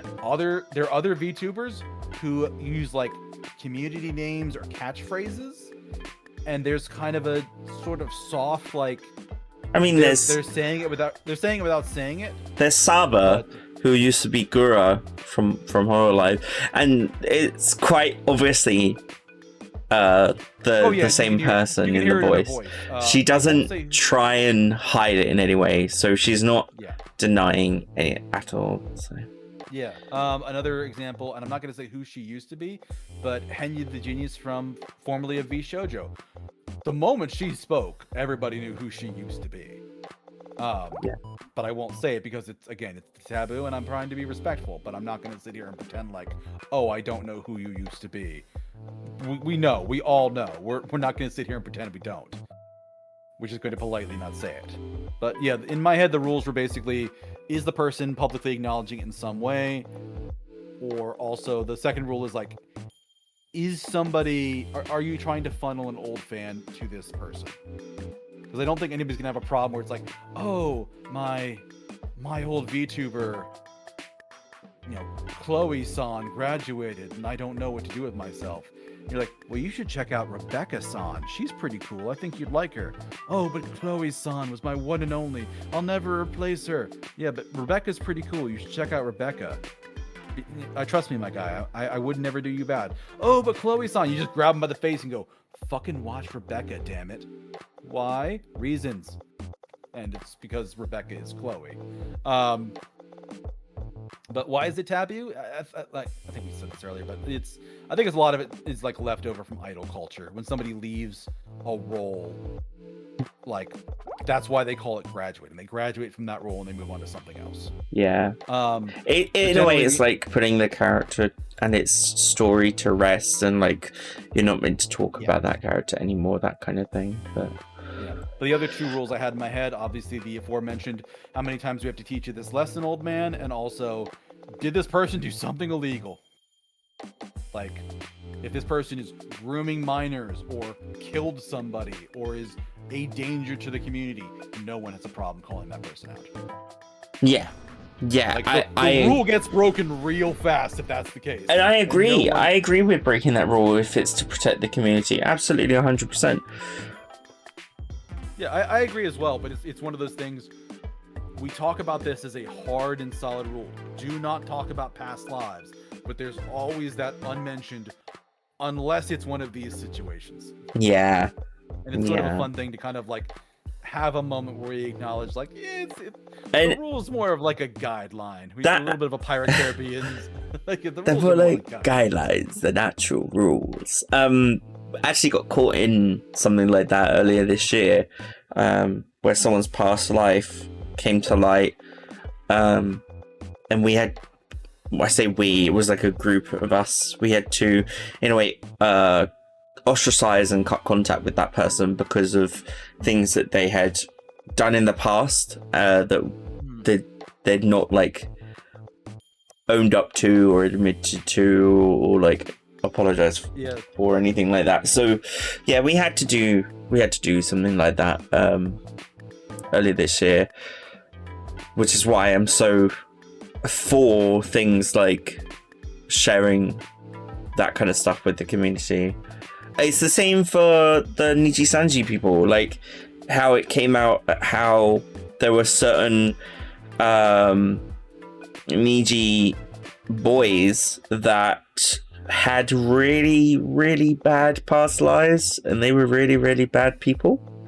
And how I basically dropped Niji Sanji as a whole from being a fan, and put all of their merch in a box, and that box is practically just sealed away now until I can either be bothered to sell it on eBay or something. Yeah. Yeah, you're not wrong, and it's just, it's frustrating when that stuff happens, and it's shocking as well. But it's one of those things, we don't talk about it out of respect, but when it becomes an issue of somebody coming back to take advantage of a community and trying to bury their past, sometimes you gotta talk about it to make that known. And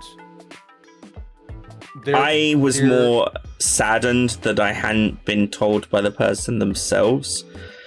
It was like they'd tried to bury their problematic past. And it's like, well, if you're just open with me and say to me, hey, I have a past where I've been like this towards people. I'm different now, though, as you can see. I'm more likely to be like, okay, well, I'll just, we'll still hang out and stuff. Because you've owned up to it. Yeah. Rather than having to read a whole, like, expose thread or Word doc. Oh dear. Yeah, that makes sense. Because it's just, it's messy and it's uncomfortable. Like, it's a bit of a weird space in the VTubing area where, like I said, we don't talk about it, but we do, but we pretend that we don't, and it's complicated. Yes. But that was the last of my topics. I have gone through everything on my list. That's everything on mine as well.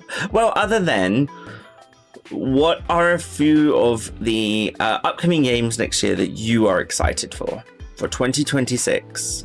What are you excited to see? Sure, we can talk about that. I thought we were gonna do like another like 2025 overall stream too around like New Year's. Oh shit, were we? Okay, sorry. For that? Yeah, we can do that. Sorry, I completely forgot. I might be misremembering it. We can do give that. a couple here. No, it's fine. It's fine. We'll do it at the end of the year. I will mention one because it's something I'm really looking forward to. Where is it in my wish list? Jesus. I was looking at mine as well. Yep. It's it's number 4. That's why. It's a game called Grave Seasons. It is a farming sim horror game where each time you start a new playthrough, one of the characters in the game is randomly selected to be a supernatural killer. The trailer makes it look like it's a werewolf. So it's a farming sim that also simulates like a game of werewolf. And every time it selects a different person. You can even end up dating the killer without knowing it. Yeah, it's already on my wish list actually. Probably because I told you about it, because I've been watching this game like crazy. A little bit like Town of Salem, Boxy, yeah. But yeah, it's a phenomenally interesting game. I follow the pixel artist who does it. The sprite work for the talking sprites are really good. Everything about this seems so fucking cool. And I'm really hoping the game turns out well. It's one of my big hopefuls for next year. But if you want to know more of them, you probably have to watch some later.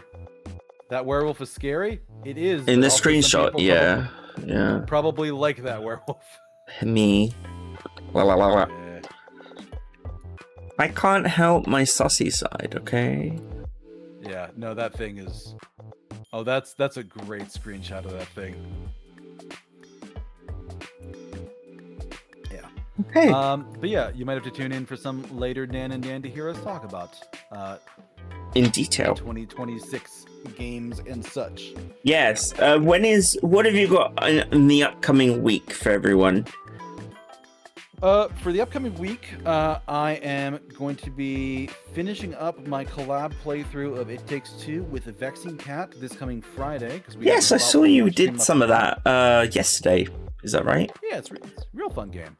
I'm also finishing up a game called Little Guardsman, which is you're playing a 12-year-old covering your dad's shift at a guard station, and you are given much more responsibility than you should be. But it's fun and it's interesting. It's kind of like Papers, Please, where like people will walk up and you kind of have to interrogate them a little bit to determine whether or not you'll let them in the city or not. So I like it a lot. But I think I have about one more stream left in me of that. So that'll be done as well. And then I just finished a game this past week. I just finished a game called Bulletstorm, which is a first-person shooter game, and I'm gonna have to pick an extra game for next week. I might do Monster Hunter just for the new update that's coming out on Tuesday. So I might do with Gogmazios, yes. Gogmazios, yes. Have you fought Gogmazios before? It's been in one Monster Hunter game before. I'm wondering if you've played it. I have not. I joined in World, so I never got to play Gogmazios. Okay. I'll play against it. Well, good luck with that. Did it fix the performance issues?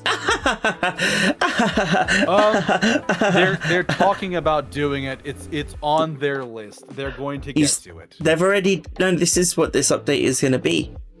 It's a 5% CPU upgrade for frames.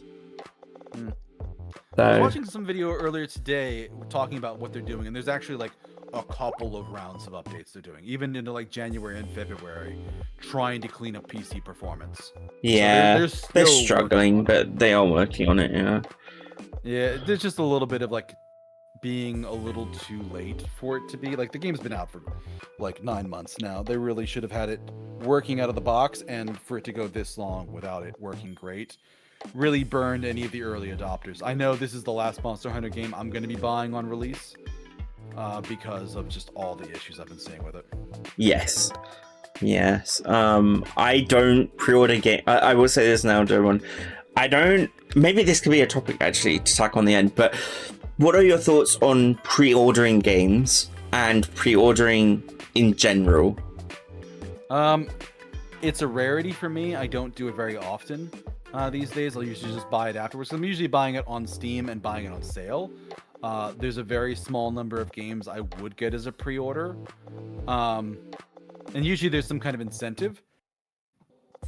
The only game I would have... I think I pre-ordered Monster Hunter, but that was just for a cosmetic. The only game I would have probably wanted to pre-order this year but couldn't was Silksong. Because Silksong you had to buy it the day it came out, and that just crashed the internet. It did. Yeah. And they could have handled that better. But there's definitely I would much rather pre-order an indie game than a AAA game, because the AAA ones just have too bad of a reputation. But for some of them, probably I'd be fine. But generally, I don't do it much anymore. You only pre-order the games if you played a demo and trust the company. Yeah, that's kind of where I am, Foxy. Boxy says they had a very good beta. They'd do it. You pre-ordered Digimon because you played the demo and loved it. Yeah, that's the thing. Like, as much as places want pre-order sales, that's really there to help the company. It's not there to help the players. Yeah. So, like, pre-order if it helps you personally, but not the company. Like, you're not there to fix the company. You've heard of the games, played the demo and loved it. Seems like they're a good beta. Not all games have a beta. Yeah, we should bear that in mind. I guess my take would be I never pre-order games anymore. I stopped pre-ordering games back when... which Pokemon game was it? The one with Lunala. Pokemon Moon? Pokemon Sun and Moon. That killed my pre-ordering behavior. So, yeah. No, that's fair, because there's definitely a lot. There's definitely a lot that just does not work out well and just is kind of crap. And a lot of like really scummy behavior from companies, because they really just want that money as soon as possible. And Yeah. they don't care if they give you a shit game in the process. So the only real way to deal with that is just don't let them get the money. Just keep them at arm's length, and then just let them sit there and beg for it, and give your money to people you trust. But even for some games, like I remember pre-ordering or day one ordering a Supergiant game a while back, and I ended up not liking it that much. So not much, because it was Transistor is what it was. And I just didn't I like liked Transistor, but I could never get into the combat. I was never good at the combat. Yeah, that's kind of where I was, because I liked the combat in Bastion, but I didn't like Transistor as much. So when the next game, Pyre, came out, I didn't buy it day one. I just kind of checked it out. I'm like, oh, this is kind of looks a certain way. Maybe I'll buy it on sale. And I ended up buying it on sale, and I didn't like it that much. But I'm like, well, at least I only bought it on sale, and I didn't spend the full price. That's fine.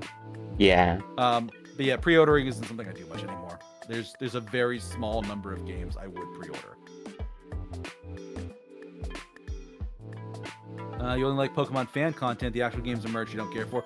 I feel like that's a lot of older fans' opinion about Pokemon. Like, the fan content is just better. Pokemon's just some weird money-making machine for Nintendo that just doesn't... Could be so much better if they actually put the effort into it. The efficiency of Pokemon making money is dropping off. It's not sustainable anymore for them.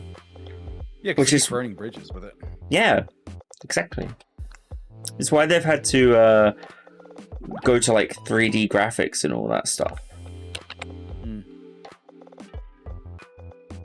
Love Pokemon for 20 years, but now you feel weird about it. I mean, that's kind of natural as you get older. You adjust, you change, your interests and hobbies and tastes change. So, but that's about where I am on pre-orders. But okay, I was just curious. Yeah, that's a valid question. It's a good one too. Thank you. But let's look for somebody to raid potentially. Okay. Anybody around that we both know that pick a raid. I'll let you find someone because I know too many people. So.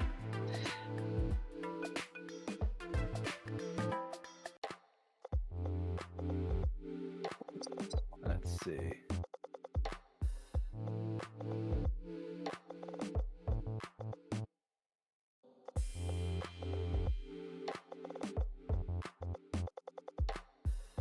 I'm not seeing anybody that I really like either. The one group of people that I know I really like, they've been going for 3 hours, and I have no idea how much longer they're going to be going.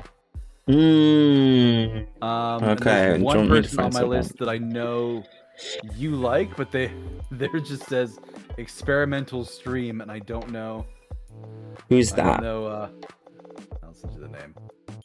Yeah, let me check TMs. Bum, ba-dum, bum, bum. Yeah. Let's rate that person. Yeah. That's not it. That's a terrible link. Why is that link the way that it is?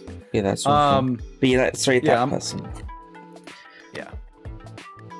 There is sweetie. I love her. Teehee. But thank you all for joining us for this latest edition of Dan and Dan. On my end, the count is at 10. We have done 10 of these. Really? Wow. Yep. Woo! Woo! Congratulations so, to us double both. digits, Dan. We did it, Dan. We're in the double digits. Oh my gosh. Yeah. Okay. Well, we'll be doing one towards the end of the year, probably before. End of the year, beginning of next year, we'll figure it out. Yeah, we'll figure it out. And that will be discussing 2026 and the road ahead, in terms of games that we are excited to see. But yes, thank you so much for being here, Deus Kane. Everyone, go check Deus out. Let me do a shout out for you real quick.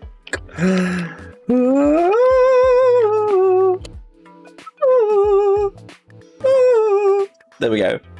Yes, please go follow Deus Kane, and yeah, we'll go raid 2 Queen of the Choco Stars. Yeah. Have a good weekend, everybody, and we will both see you later. Take care. Look out yourselves. Bye-bye. Oh, I should also mention, I'll be on Rainbow's D&D stream in about 45 minutes. So I'll see you all in like 45 minutes. Yeah. I just finished. No, that's fine. End screen.